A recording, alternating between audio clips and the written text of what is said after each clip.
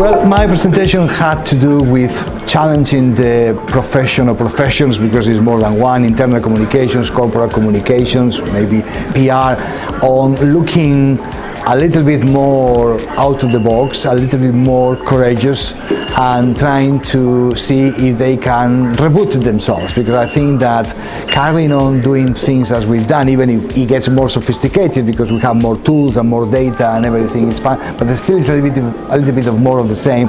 I think it's risky territory, so I've tried to point into some directions where there are some disciplines like behavioral economics, for example, which can tell us a lot about how behaviors work in real life, which is an area that probably a few years ago was marginal to the profession, and today my point was you can't ignore anymore. You really have to understand, have to read, have to get into that, because it's not an anecdote anymore. It's something that has to do with how real life, larger scale communication or change takes place, and therefore it's an extra work for the communication professional to go outside the comfort zone and get more up to speed with some of these new disciplines. I see more of roles or elements of new roles, and one of them is the one that I have discussed a little bit more, being the curators of the informal organization. Yes, my point was that the formal organization is already taken care of. HR, all the management, the traditional way of doing things is very formal. We know about teams and committees and structures and everything.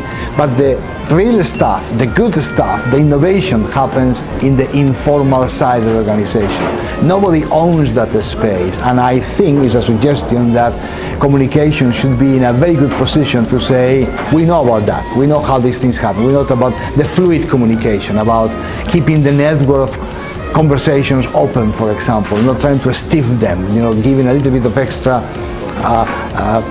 luxury in the system to be able to have fluid conversations. So there's a lot that internal communications function, if they wish so, could say, we're taking care of that, because nobody else is. And I think it's a very good opportunity, not the only one, but one of the angles for a potential rethinking of the communication functions.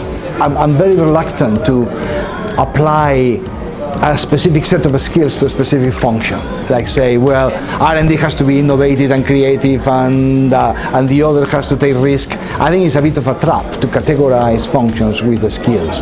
I think the skill set is almost what the organization needs to have, no matter what, everywhere. Risk-taking, for example, innovation, creativity, thinking out of the box, challenging the default position, do more with less, speed up decision-making, communication, cross-collaboration, and across borders, not just in your circles. Nothing that I'm describing, which I could apply very well to communications, would not apply to any other in the organization. The panel in particular, it was a very good discussion on things. I mean, I think we could go for another half an hour or 1 hour easily.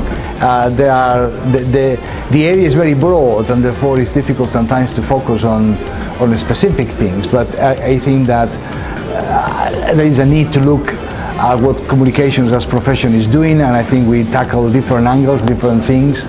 And to me, the question is how we put these things in practice now, more than leaving us a very good discussion, which it was.